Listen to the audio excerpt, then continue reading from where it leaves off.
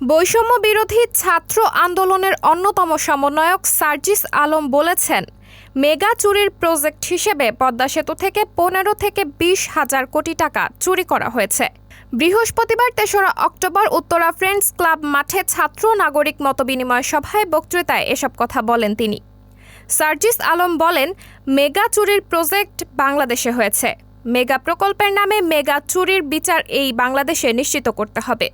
ফ্যাসিস্টের দালালরা পাল্টা আক্রমণের চেষ্টা করছে, তাদের বিরুদ্ধে সরব থাকতে হবে উল্লেখ করে তিনি বলেন, আমাদের প্রত্যাশিত বাংলাদেশ পেতে হলে ২৪ স্পিরিট ধারণ করে এগিয়ে যেতে হবে।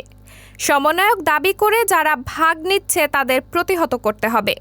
তিনি আরও বলেন, ফ্যাসিস্ট সরকারের দালালরা ব্যাংকগুলোতে বসে আছে, তাদের যে কোনো মূল্যে সরাতে হবে।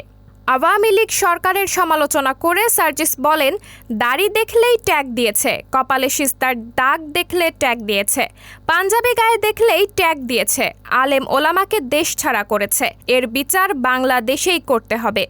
সাবরিনা জলিল, সবার কথা।